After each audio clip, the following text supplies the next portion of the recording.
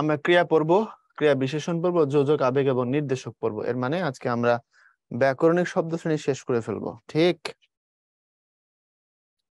ওকে। উপকৃত শক্তির উদ্বোধন প্রবন্ধে অজ্ঞান করে ফেলা বলতে কি বোঝানো হয়েছে বলেছি আবেদ। অজ্ঞান করে ফেলা বলতে হচ্ছে যারা সাধারণ মানুষের পক্ষে কথা বলে তাদেরকে আমরা আবার এমন ভাবে প্রেসার দিই যে তারা উৎসাহ হারায় ফেলে, তারা নিজেরা আবার হেনস্থা হয়, এটা বলতে বোঝাইছে অজ্ঞান, মানে একেবারে সেন্সলেস করে ফেলে, এই অর্থে বলেনি। চলো আমরা ক্রিয়া নিয়ে কথা বলি। ক্রিয়া মূল কি, ধাতু কি, ক্রিয়া বিভক্তি কি, সেগুলো আমরা জানবো একে একে, এগুলো নিয়ে আমরা কথা বলবো। রেডি? আচ্ছা, প্রথমে চলো আমরা এই জিনিসগুলো নিয়ে একটু ভাবি। দেখো, একটা ক্রিয়াপদের দুটো অংশ থাকে, প্রথম অংশ ধাতু আর দ্বিতীয় অংশের নাম হচ্ছে ক্রিয়া বিভক্তি। যেমন দেখো, আমি কাজটি করলাম বা আমি পাখি দেখলাম, দেখলাম এটা একটা ক্রিয়াপদ, এটাকে ভাঙলে কি হবে? একটা অংশ হবে দেখ, আর ক্রিয়া বিভক্তিটা হচ্ছে লাম।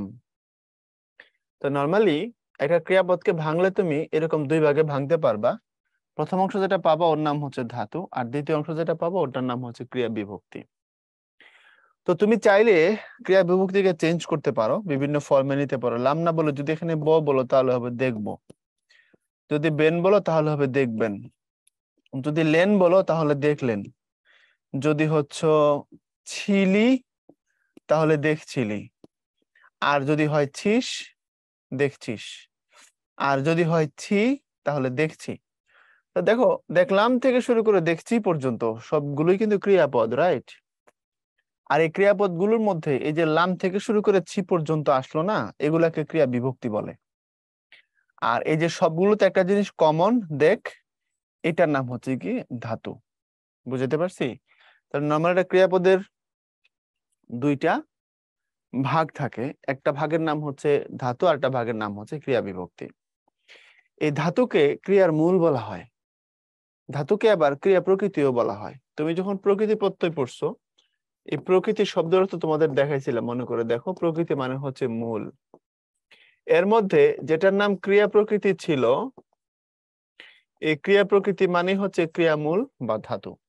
তাহলে সায়েন্সের ধাতু আর গ্রামারের ধাতু এক জিনিস না। সায়েন্সের ধাতুর সংজ্ঞা একরকম, গ্রামারের ধাতুর সংজ্ঞা আরেক রকম। আমরা এখান থেকে শিখলাম ধাতু হচ্ছে ক্রিয়াপদের মূল। ইংলিশে বললে যেটাকে আমরা ভার্বের বেস ফর্ম বলতে পারি, রাইট? আর বাংলায় বলে সেটাকে ক্রিয়ামূল বলা হয়। এবং এই ধাতুর সাথে এই কাল এবং পুরুষ সূচক ক্রিয়া বিভক্তি যুক্ত হয়। এই যে এরা এরা কি সূচক? এবং এরা হচ্ছে কাল প্লাস পুরুষ সূচক। পুরুষ মানে এখানে পক্ষ আর কি, পার্সন, তোমাদের বইয়ে যেটাকে পক্ষ বলছে। কাল এবং পুরুষ সূচক কেন একটু খেয়াল করো। যখন আমরা বলি দেখলাম, দেখলাম মানে তা আমি দেখলাম, অতীতকাল। যখন বলি দেখবো আমি, তবে ভবিষ্যৎকাল। যখন বলি দেখবেন, তখন আরেকজন, আপনি দেখবেন বা তিনি দেখবেন, ভবিষ্যৎকাল। দেখলেন মানে তিনি দেখলেন, অতীতকাল। দেখছিলি মানে তুই দেখছিলি, অতীতকাল। দেখছিস তুই দেখছিস, বর্তমান কাল। দেখছি আমি দেখছি, বর্তমান কাল। তাহলে দেখো, এই জিনিসগুলোর সাথে দুটা জিনিস জড়িত, কাল এবং পুরুষ। যদি পরীক্ষায় প্রশ্ন হয় ক্রিয়াপদের বিভক্তি বা ক্রিয়া বিভক্তি কয়টা জিনিসে নির্দেশ করে, দুটো। বা ক্রিয়াপদের বিভক্তি কি কি নির্দেশ করে, কাল এবং পুরুষ। এ পর্যন্ত বুঝছো? ক্লিয়ার? ডান কিনা বলো।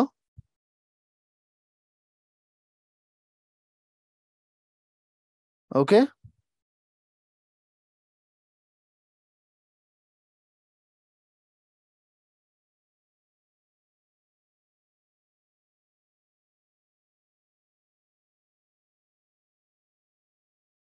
ঠিক আছে। এখন আসো, আমরা এখান থেকে যদি সামনে আগাই, ক্রিয়ামূল বা ধাতু মানে পর, কর, বিভক্তি এগুলো যুক্ত করছি, ক্রিয়াপদ পাইছি। আমি অনেক ডিটেলে দেখাই দিছি এগুলো, এখানে আর স্লাইড না দেখলেও চলবে, মানে এর থেকে বেশি লিখে দিছি। এখন ক্রিয়ার প্রকার, যদি ভাব প্রকাশ ধরো, তাহলে ক্রিয়া দুই রকম, একটা সমাপিকা একটা অসমাপিকা। সমাপিকা মানে হচ্ছে, আমি এখানে বলে দিই, যেটা দিয়ে বাক্যের ভাব, বাক্যের ভাব বা অর্থ সমাপ্ত হয়। বাক্যের ভাব বা অর্থ সমাপ্ত হয়। সমাপ্ত হয় মানে কি বল? সমাপ্ত হয় মানে শেষ হয়ে যায়। অর্থাৎ ক্রিয়াপদ বাক্যে আসে এবং বাক্যের অর্থকে কমপ্লিট করে ফেলে। যেমন আমরা স্কুলে গিয়েছিলাম, অথবা বাবা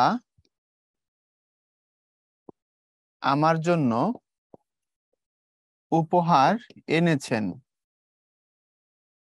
এখন একটু বাক্যগুলোর দিকে তাকাই, মনোযোগ দিয়ে, এখন অতিরিক্ত লিখবা না। তোমাদের তো অ্যাটেনশন গ্রো করার জন্য বহু চিন্তা ভাবনা, যে ভাইয়া আমার নাম নিয়ে কথা বলুক। আরে গবেট, আমি নাম নিলেও কিছু হবে না, না নিলেও কিছু হবে না, তো ঠিক আছে, নাম্বার কমবে পারবে না। অ্যাটেনশন গ্রো করার চেষ্টা করবা না, পড়াটা বুঝো। আমরা স্কুলে গিয়েছিলাম, ক্রিয়াপদ। বাবা আমার জন্য উপহার এনেছেন, ক্রিয়াপদ। দেখো এখানে দুটো ক্রিয়াপদ আছে এবং দুটো ক্রিয়াপদ দিয়ে বাক্যের অর্থ কমপ্লিট হয়ে গেছে। তো এই গিয়েছিলাম, এনেছেন, এগুলো মূলত সমাপিকা ক্রিয়া। আমরা বাংলা ছবি দেখলে লাস্টে সমাপ্ত নামে একটা কথা আসে। সমাপ্ত মানে শেষ, ইংলিশে আসে দ্য এন্ড, মানে শেষ।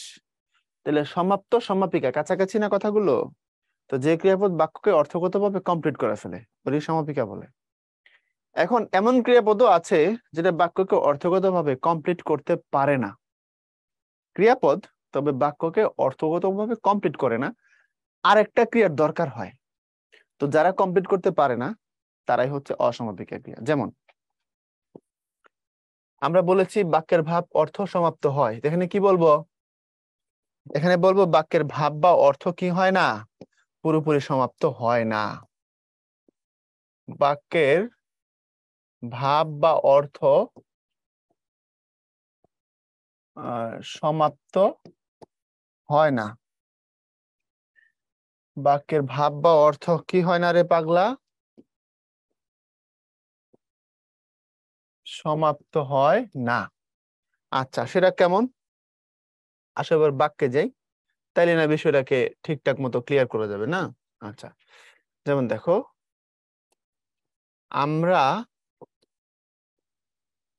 সবাই খেতে। এখন খেতে বললাম, অর্থ কি কমপ্লিট? খেতে তো ক্রিয়াপদ, খেতে ক্রিয়াপদ, খাওয়া, ওই অর্থে খেতে। তো অর্থ তো কমপ্লিট না, আমরা একটা ক্রিয়াপদ নিতে হবে। আমরা সবাই খেতে বসলাম। এখন এই যে খেতে, এ পর্যন্ত তুমি যদি থামো, বাক্য অর্থগতভাবে কমপ্লিট হয় না, আবার বসলামের দরকার হয়। তাহলে এই খেতে শব্দটা হচ্ছে অসমাপিকা, বসলাম কথাটা হচ্ছে সমাপিকা। বুঝছো কথাটা? অর্থাৎ একটা অসমাপিকা ক্রিয়া বাক্যকে অর্থগতভাবে কমপ্লিট করতে পারে না, আরেকটা সমাপিকা ক্রিয়ার দরকার হয়। বুঝাইতে পারছি? তো যে কমপ্লিট করতে পারে না, সে আসছিল, তার নাম অসমাপিকা। ডান। আর ওই বসলামটা সমাপিকা। আচ্ছা, এখন আরেকটা দেখো, তারা খাবার আনতে। এই আনতে, এটাও তো সমাপিকা ক্রিয়া, সরি অসমাপিকা ক্রিয়া, কারণ এটা বাক্যকে শেষ করে নাই। কিন্তু যদি বলি তারা সবাই খাবার আনতে গেল, এবার বাক্য শেষ হইলো। তাহলে দেখো এখানে খেতে এবং আনতে দুটোই ক্রিয়াপদ ছিল বাক্যে, বাট তারা বাক্যকে ভাব বা অর্থগতভাবে কমপ্লিট করেনি। যেহেতু করেনি, তাই তারা অসমাপিকা। আরেকটা নেয়ার পরে তারা হয়েছে সমাপিকা, মানে পুরোটা মিলে। তাহলে এই অসমাপিকা ক্রিয়াগুলো বাক্যকে অর্থগতভাবে কমপ্লিট করে না, আরেকটা সমাপিকা ক্রিয়া লাগে। এই যে খেতে এবং আনতে, এরাই হচ্ছে অসমাপিকা। আচ্ছা, এখন দেখো তো এখানে আসলে ঘটছে কি, এখানে দুইটা ক্রিয়া পাশাপাশি বসছে না। অর্থাৎ এই ক্ষেত্রটা হলো অসমাপিকা প্লাস বসতামটা হলো সমাপিকা, এখানে আনতেটা হলো অসমাপিকা, গেলটা হলো সমাপিকা। রাইট? তো মনে রাখবা, যদি দুটো এরকম ক্রিয়া পাশাপাশি থাকে, একটা হয় সমাপিকা, একটা হয় অসমাপিকা, পাশাপাশি থাকা লাগবে, দূরে দূরে না। বাক্যে দূরে দূরেও থাকতে পারে সমাপিকা অসমাপিকা, কিন্তু না, পাশাপাশি যদি থাকে, মাঝখানে কিছু নাই, একটা অসমাপিক একটা সমাপিকা যদি পাশাপাশি থাকে, তখন এটাকে বলা হয় যৌগিক ক্রিয়া। তাহলে যৌগিক ক্রিয়া মানে হলো একটা অসমাপিকা ক্রিয়া এবং একটা সমাপিকা ক্রিয়া পাশাপাশি বসানো। বুঝছো কথাটা? বুঝে থাকলে চ্যাট বক্সে বলে দাও বুঝছো কিনা। ইংলিশের সমাপিকা অসমাপিকা গুলোকে বলে ফাইনিট এবং নন ফাইনিট ভার্ব। সমাপিকা ক্রিয়া মানে হচ্ছে ফাইনিট, অসমাপিকা ক্রিয়া মানে হচ্ছে নন ফাইনিট। ওকে, নাজবুল হাসান আবার বোঝান। মামার বাড়ির আবদার, আবার বোঝান। বুঝোসনি? এমন বাড়ি দিমু কানের উপরে, নেটওয়ার্কের বাইরে হালাই দিমু। ট্রানজিটিভ ইনট্রানজিটিভ মানে হচ্ছে সকর্মক অকর্মক, আর ফাইনিট নন ফাইনিট মানে হচ্ছে সমাপিকা অসমাপিকা। দূরে দূরে কখন বসে? হ্যাঁ, দূরে দূরে বসতে পারে না, এটা কন্ডিশনাল না, এত বুঝলে হবে না। হ্যাঁ, দূরে দূরে বসতে পারে, যেমন তারা খেলা দেখতে মাঠে গেল। এখানে দেখতে আর গেল দূরে দূরে আছে। হ্যাঁ, এটা অসমাপিকা অবশ্যই, এটা সমাপিকা অবশ্যই, কিন্তু যৌগিক হবে না, কারণ মাঝখানে মাঠ ঢুকে পড়ছে। যদি আমি এরকম না বলে বলতাম যে তারা মাঠে খেলা দেখতে গেল, তো দেখতে গেল হলে যৌগিক হইতো। এখন যৌগিক হবে না, এখন অসমাপিকা ঠিক আছে, সমাপিকাও ঠিক আছে, পাশাপাশি বসে নেই, মাঝখানে মাঠ ঢুকে পড়ছে। বোঝা গেছে কি? সো এখানে যৌগিক বলার চান্স নাই। আচ্ছা, এই অসমাপিকার আবার তিন রকম, একটা ভূত, একটা হচ্ছে ভাবি, একটা হচ্ছে শর্ত। তো ভূত, ভাবি, শর্ত নিয়ে আমরা আলোচনা করব। এ পর্যন্ত আশা করি ক্লিয়ার, রাইট? বাকিগুলোর পরে দেখাচ্ছি। আচ্ছা, এরপরে আসো, অসমাপিকা চিনবো কিভাবে, একজন প্রশ্ন করেছো। প্রথমত অসমাপিকা চিনবার লক্ষণ হচ্ছে এটা দিয়ে বাক্য দেখবা পরিপূর্ণ হচ্ছে না। দ্বিতীয়ত এটার আরেকটা লক্ষণ আছে, এটা হলো গ্রামারের লক্ষণ, সেটা হলো অসমাপিকা ক্রিয়ার শেষে এই জিনিসগুলো থাকে। একটু দেখো, ভালো প্রশ্ন আসছে। এই অসমাপিকা ক্রিয়ার লক্ষণ হলো এগুলো তে যুক্ত হয়, এগুলো লে যুক্ত হয়, আর সাধু ভাষায় তেটা হলো ইতে অবস্থায় থাকে, লেটা হলো ইলে অবস্থায় থাকে। অর্থাৎ সাধু ভাষায় আনতে, সরি, চলিত ভাষায় আনতে, সাধু ভাষায় আনিতে। আচ্ছা, চলিত ভাষায় করলে, সাধু ভাষায় করিলে, এই এলো কথা। তে লে অথবা ইতে ইলে। যেমন তুমি আনতে, দেখতে, তে যুক্ত, দেখো, আনতে, দেখতে, করতে, খেতে, বসতে, চলতে, এগুলো দিয়ে বাক্য করো, বাক্য শেষ হবে না। আনতে গেল, বসতে বললাম, করতে হয়, খেয়াল করো, আরেকটা লাগে। এবং লে দিয়ে দেখো, করলে, ধরলে, মরলে, আনলে, পড়লে, দেখো এগুলো অসমাপিকা হচ্ছে। যেমন কেউ মরলে মানুষ কষ্ট পায়, মরলে, খেয়াল করে দেখো। পাখি দেখলে মন ভালো থাকে, বা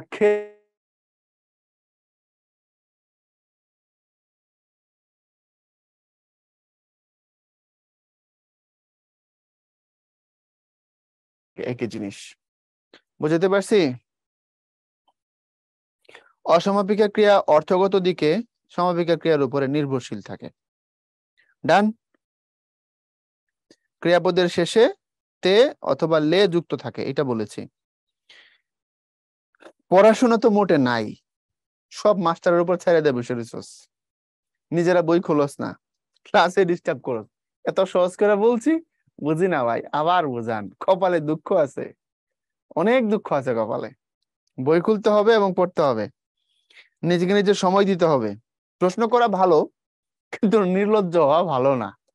ভালো প্রশ্ন করলে দেখবি আমি আমার নাম ধরে ধরে প্রশংসা করি, যে ভালো প্রশ্ন করছে অমুক অমুক, এরকম বলি, এবং এদেরকে আমি খুব ভালোবাসি। যে প্রশ্ন করা খুব ভালো ভাই, কিন্তু নির্লজ্জ প্রশ্ন করাটা একটু ঝামেলা আছে। হ্যাঁ, এগুলো বুঝো। অসমাপিকা ক্রিয়াকে সমাপিকা ক্রিয়ার আগে বসতে পারে? অসমাপিকা না, সমাপিকা সবসময় শেষেই থাকে, সমাপিকা আগে আসে না, মনে থাকবে। সমাপিকা সবসময় শেষেই থাকে, সমাপিকা আগে আসে না। বুঝতে পেরেছো? আচ্ছা, এখন আসো, আমরা সমাপিকা ক্রিয়ার সংজ্ঞা এখানে লিখছি, অসমাপিকা ক্রিয়ার সংজ্ঞা লিখছি, এরপর এগুলার লক্ষণ দেখাইছি। ওকে, আমি যেগুলো আগে বলছি এগুলো এখানে আছে। এখন তোমার হচ্ছে বাক্যের মধ্যে কর্মের উপস্থিতির ভিত্তিতে এগুলোর আবার ক্যাটাগরি আছে। এখন অনেকে প্রশ্ন করবে, তাহলে ভাই এখানে যে ভূত, ভাবী, শর্ত সমাপিকা হইলো।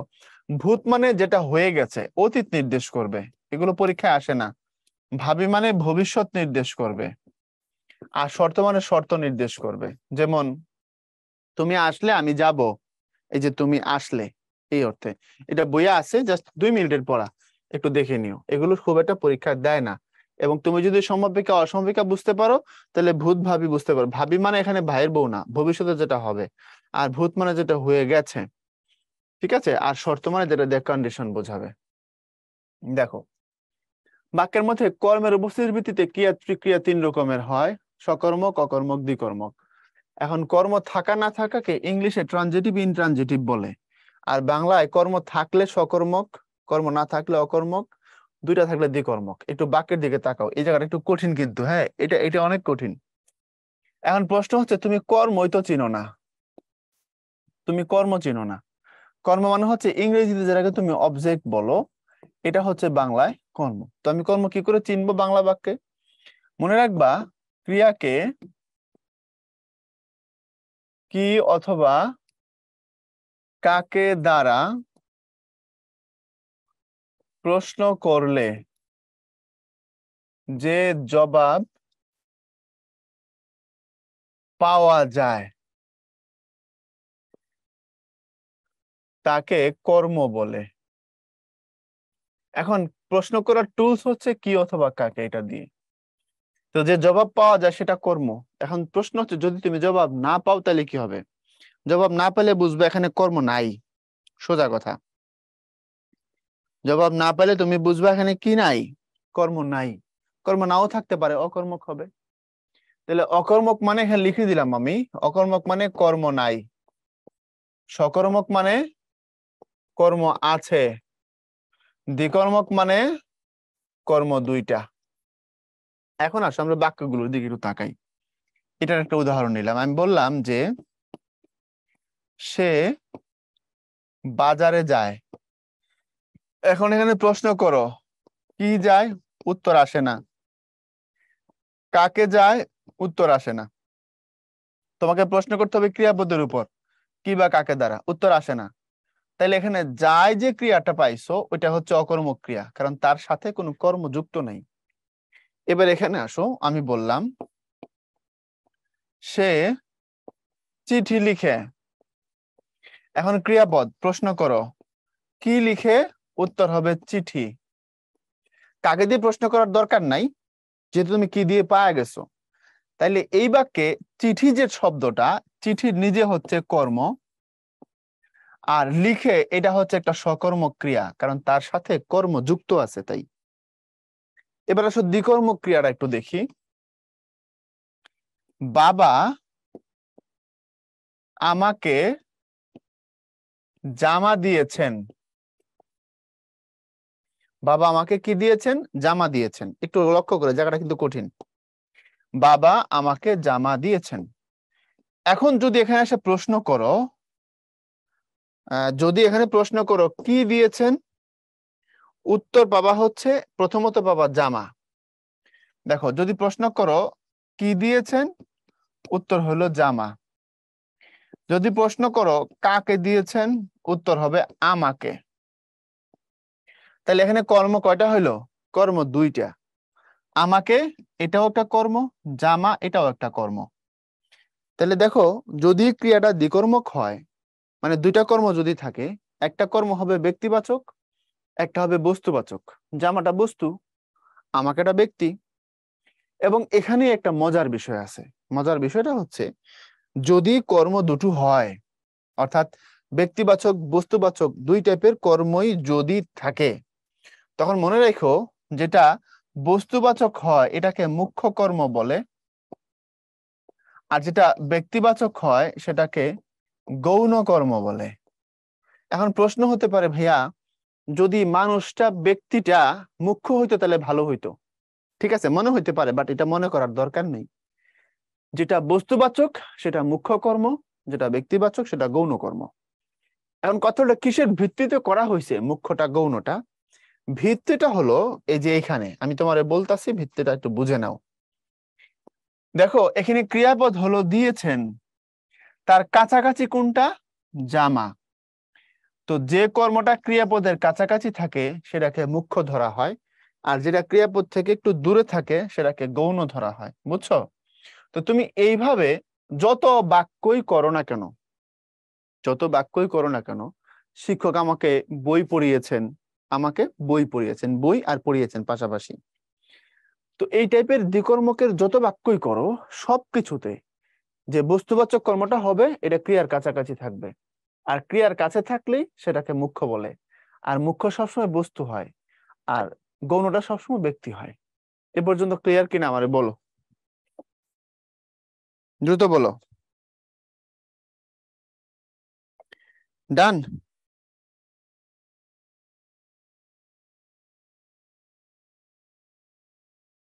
ওকে, এরপরে আসো, সামনের দিকে চলে যাব।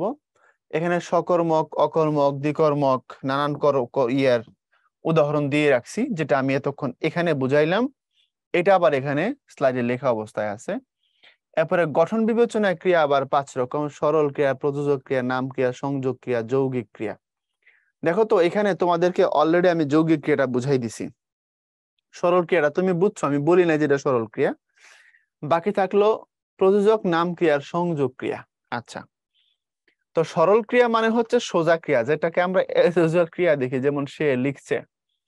একটি মাত্র পদ নিয়ে যে ক্রিয়া গঠিত হয় এবং কর্তা এককভাবে ক্রিয়াটি সম্পন্ন করে তাকে সরল ক্রিয়া বলে। যেমন সে লিখছে, আমি বই পড়ছি, তুমি টিভি দেখছো। এই টাইপের সিম্পল ক্রিয়াগুলোই হচ্ছে সরল ক্রিয়া। আর প্রযোজক ক্রিয়া মানে কি, দেখো এখানে লিখে দেই। প্রযোজককে ইংলিশে কি বলে? একটা সিনেমার যিনি প্রডিউসার ওনারা বলে প্রযোজক। তো প্রডিউসার কিন্তু অভিনয় করেন না, উনি অভিনয় করান, ঠিক না? তো ক্রিয়াপদের ক্ষেত্রে দেখবা একজন আরেকজনকে দিয়ে কাজ করাইলে তারে প্রযোজক বলে। এখানে দেখো, তিনি আমাকে অঙ্ক করাচ্ছেন, তাহলে করাচ্ছেন, কে করাচ্ছেন? তিনি। কাকে? আমাকে। খেয়াল করে দেখো তো, একজন আরেকজনকে দিয়ে কাজ করাচ্ছে না? তো এই টাইপের ক্রিয়াপদকে প্রযোজক বলে। যেমন রাখাল গরুকে ঘাস খাওয়ায়, মা শিশুকে চাঁদ দেখায়, শিক্ষক ছাত্রদের ব্যাকরণ পড়ান, পড়াচ্ছে, দেখাচ্ছে, খাওয়াচ্ছে, শোনাচ্ছে। এগুলো বললেই বোঝা যায় দুইজন। খাওয়াচ্ছে, একজন খায়, একজন খাওয়ায়। দেখাচ্ছে, একজন দেখে, আরেকজন দেখায়। শোনাচ্ছে, একজন শুনে, আরেকজন শোনায়। তো এই টাইপের ক্রিয়াকে প্রযোজক বলে। এরপরে নাম ক্রিয়া বলছে বিশেষ্য শব্দ, বিশেষণ বা ধনাত্মক শব্দের শেষে আ বা আনু প্রত্যয় যুক্ত হয়ে যে ক্রিয়া গঠিত হয় তাকে নাম ক্রিয়া বলে। যেমন আকাশে বিদ্যুৎ চমকায়। দেখো, বলছে বিশেষ্য, বিশেষণ বা ধনাত্মক শব্দের শেষে আ যুক্ত হয় বা আনু যুক্ত হয়। এখন দেখো, এই চমকায় কথাটাকে তুমি যদি ভাঙো, যে তোমার চমক যোগ আনো, এইভাবে আনো, চমকানো, তাহলে দেখো এই চমক কথাটা একটা বিশেষণ না? তো চমকের শেষে আনো।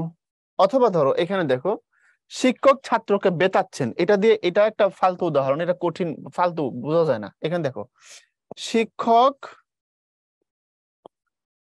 ছাত্রকে বেতাচ্ছেন, এটা আগের বইয়ের উদাহরণ, এটা দিয়ে সহজে বুঝবা। এখনকার বই যারা লিখছে এগুলোর মাথা ঠিক নেই। দেখো, বেতাচ্ছেন এটা কিন্তু ক্রিয়াপদ। বেতাচ্ছেন মানে বেত দিয়া সাইজ করতেছে, তাই তো? এটা ক্রিয়াপদ। এখন বেতাচ্ছেন কথাটাকে ভাঙো, ভাঙলে হবে, এখানে হবে বেত, তাই না? তো যদি তুমি সাধু ভাষা থেকে ভাঙ্গে আনো বেতাইতেছেন, তো বেদ যুগ ইতাইতেছেন বা ইতাচ্ছেন, যাই হোক। এখন দেখো, এই যে বেদ কথাটা নাউন কিনা, কথা বলো, নাউন কিনা বলো, দ্রুত বলো। বেদ নাউন কিনা?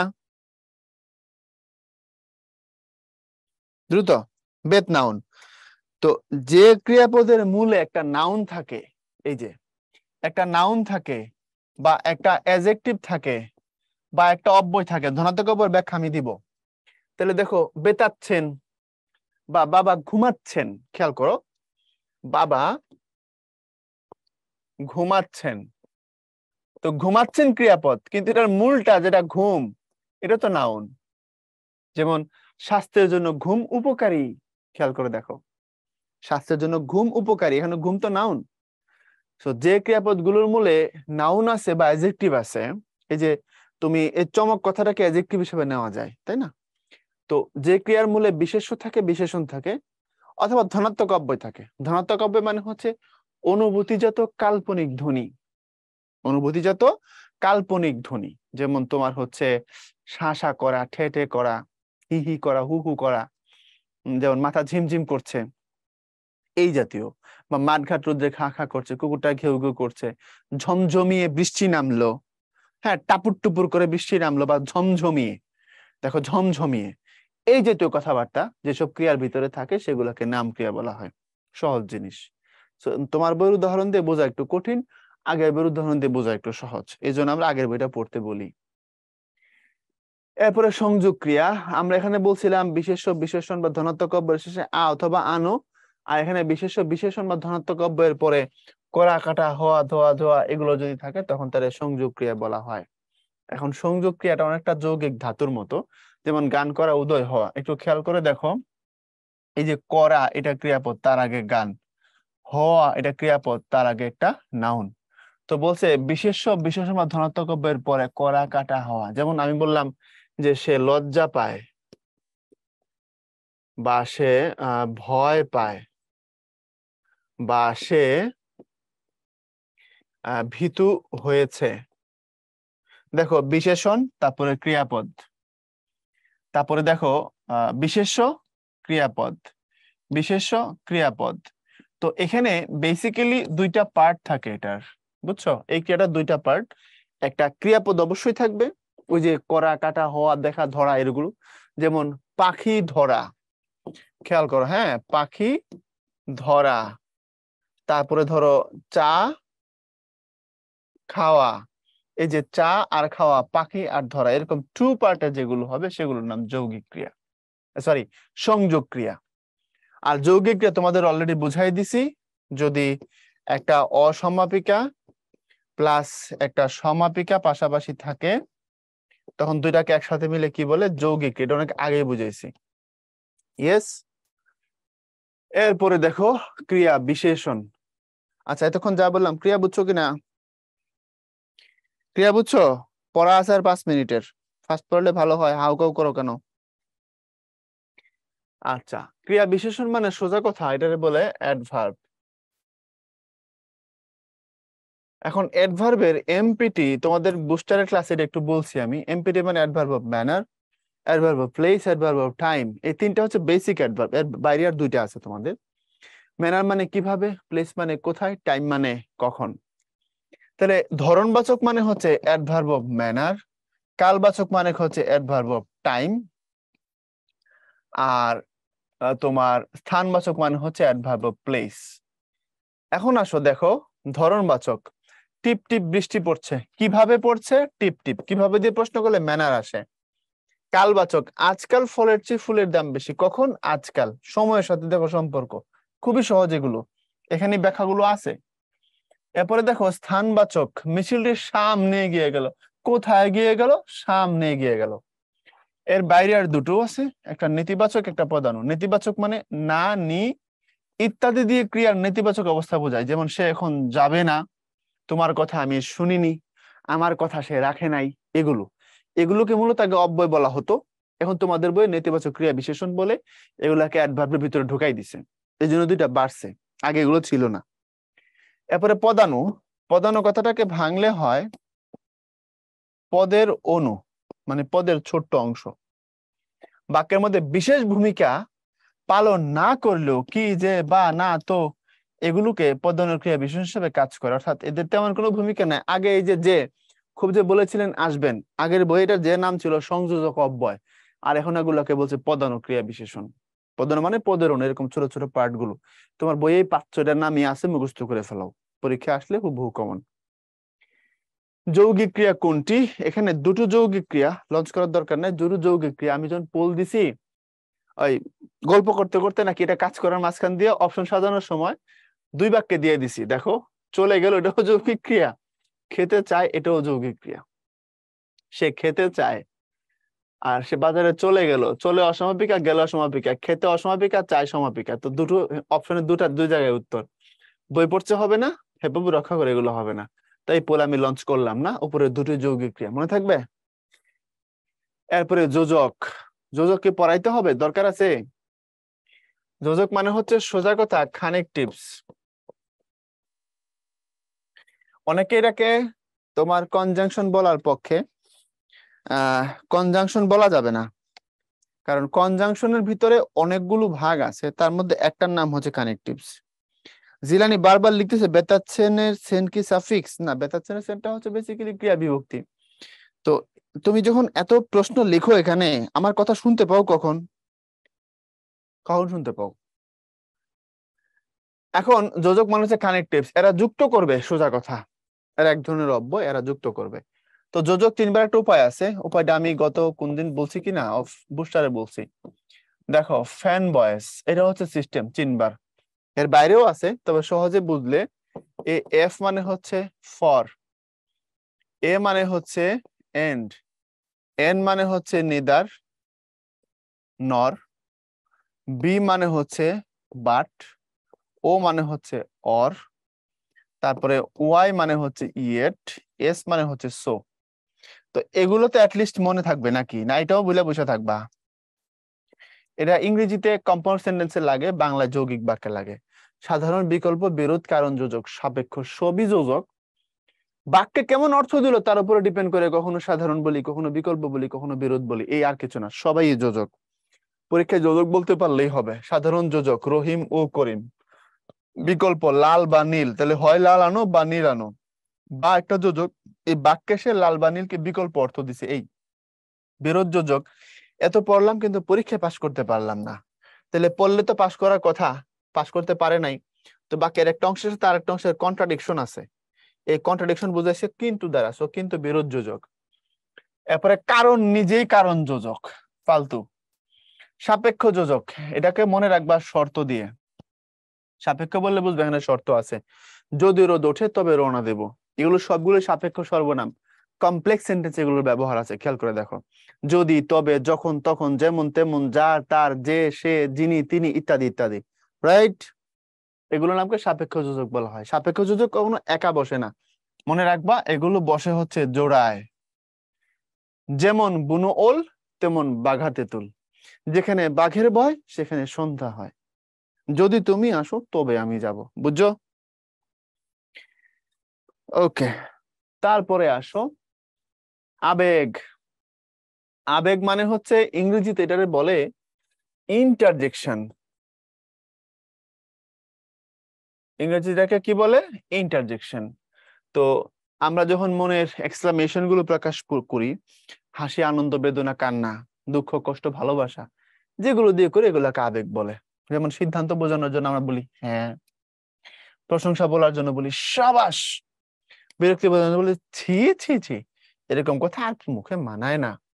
আতঙ্কের জন্য বলি উফ কি বিপদে পড়া গেল, বিস্ময়ের জন্য বলি আরে তুমি আবার কখন এলে, করুণা করার জন্য বলি আহা বেচারার কি কষ্ট, সম্বোধন করার জন্য বলি হে বন্ধু তোমাকে অভিবাদন, অথবা ওগো আজকে একটু দেখা করবে, বুঝছো? অলংকার, অলংকার মানে হচ্ছে এটা বললেও হয় না বললেও হয়, একটা মেয়ে অলংকার পরলে সুন্দর, না পরলেও সুন্দর। তো বাক্যে এটা থাকলেও হয় না থাকলেও হয়, যেমন এ কথা কি বলতে আছে, তুমি এটা বললেও পারো, সাথে এটা আমরা যুক্ত করি দূর, এ কথা কি বলতে আছে। মা কখনো কখনো বলে দূর পাগল, এমনটা বলিস না, তো এমনটা বলিস না এটার সাথে মা যুক্ত করেন দূর পাগল, আর একটু কথাটা একটু মাধুর্য পায়, সুইটনেস আসে, এই আর কিছু না। তোমাকে আবেগ চিনতে হবে আগে, তারপরে কোনটা আতঙ্ক কোনটা অলংকার এটাকে ক্লাসিফাই করবা। এটা ক্লাস 2 পড়া। সম্বোধন আবেগ কোনটি, নাও দিয়ে ফেলো। এই পোলটার জন্য 30 সেকেন্ড টাইম পাবা, এবং তারপরে জাস্ট 3 থেকে 4 মিনিট থাকলেই হবে। ক্লাস কখন শেষ হবে? ক্লাস শেষ হবে 10-এর ভিতরে। এই প্রশ্ন আবার করবা না। হ্যাঁ বুঝছি ভাইয়া, ইউষা বুঝতে পারছি। লগ্নক শব্দ কি? লগ্নক মানে যেটা পরে যুক্ত হয়, লগ্নক মানে সংযুক্ত করে, বচন যেটা যুক্ত হয় রা এরা, এটা একটা লগ্নক। নির্দেশক যেটা, বিভক্তি যেটা, এটা একটা লগ্নক, পরে যুক্ত অবস্থায় থাকলে তারা লগ্নক বলে, মানে এক ধরনের সাফিক্স আর কি। হ্যাঁ আচ্ছা, সম্বোধন আবেগ কোনটা? দূর পাগল, উফ, আরে, ওগো। 30 সেকেন্ডের বেশি তো তুমি টাইম পাবা না।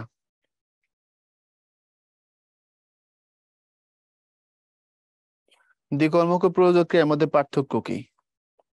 সব প্রযোজক ক্রিয়াই দ্বিকর্মক হতে পারে, হ্যাঁ, কিন্তু সব দ্বিকর্মক প্রযোজক হয় না। বাবা মাকে বই দিলেন, এটা কেবল দ্বিকর্মক, কিন্তু শিক্ষক ছাত্রকে ব্যাকরণ পড়াচ্ছেন, এটা দ্বিকর্মক এবং প্রযোজক। বুঝছো? তো প্রযোজক গুলো সবই দ্বিকর্মক বলতে গেলে, সব দ্বিকর্মক প্রযোজক হয় না। আচ্ছা, সম্বোধন আবেগ কোনটি? Pole close. আর তোমরা সময় পাচ্ছ না, এখান থেকে হচ্ছে এটা, ওগো আজ তোরা যাসনে ঘরের বাহিরে, নীল নবগণে আশার গগনে, তিল ঠাই আর নাহিরে, ওগো আজ তোরা যাসনে ঘরের বাহিরে। আচ্ছা, এই ওগোটা সম্বোধন আবেগ, আশার কবিতা। আর নির্দেশক, এটা আমি পড়াতে চাই না, দরকার হয় না এটার, না পরীক্ষায় আসে না জীবনে কাজে লাগে, বাংলায় কিচ্ছু লাগে না। এটা আর্টিকেল, ইংলিশে এটাকে আর্টিকেল বলে, বাংলায় বলে নির্দেশক। এই যে টা টি খানা খানি, বুঝছো? কখন কোনটা বসে এটা একটু পড়ে নেবে আর কি। এর মধ্যে একটা কথা এখানে শুধু ইম্পর্টেন্ট, আর্টিকেল থেকে একটা জায়গায় আসে যে কখনো কখনো টা টি তোমার নিরর্থক করতেও বসে। যেমন সারাটি সকাল অপেক্ষা করেছি, সারাটি টি বাদ দিয়ে দিলেও কোনো সমস্যা নেই, সারা সকাল অপেক্ষা করছি, একই অর্থ। তাহলে মুখস্থ করার জিনিস মনে রাখো যে বিশেষ্য বিশেষণ বা বিশেষ্য সর্বনাম এবং বিশেষণের সঙ্গে টাটি এগুলা বসে, যেমন বাড়িটা, সারাটা, দিনটি। আচ্ছা, খানাখানি বিশেষ্য বিশেষণ শব্দের সাথে বসে, যেমন একখানা, পাঁচখানি বই, হ্যাঁ, 10খানা প্লেট, ইত্যাদি ইত্যাদি। ব্যাপারখানা, মুখখানি। এরপরে জন, এটা কেবল মানুষের সাথে বসে, তবে কখনো কখনো এটা সংখ্যার সাথেও বসে। একজন রাজা, জন মানুষের সাথে বসছে, দুজন ডাক্তার। ওকে। আর টুকু কথাটা, এটা সবসময় মনে রাখবা, অল্প পরিমাণ বোঝায়। যেমন এতটুকু, হাসিটুকু, শরবতটুকু, সাবানটুকু। টুকু বললে বুঝবে এটা বেশি না, পরিমাণে সামান্য, এই আর কিছু না।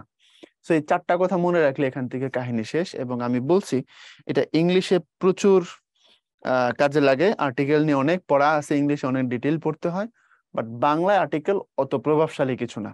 জাস্ট তুমি 2-3টা কথা মুখস্থ করলে, টুকু দিয়ে অল্প বোঝায়, জন মানুষের সাথে বসে নর্মালি, আর টা টিটা বিশেষ বিশেষণের সাথে বসে, তবে টা টি কখনো কখনো নিরর্থক ভাবেও বসে, যেমন সারাটি সকাল অপেক্ষা করেছি, এরকম। জাস্ট 3 থেকে 4টা কথা পড়লে আর্টিকেল শেষ হয়ে যায় বা নির্দেশক শেষ হয়ে যায়।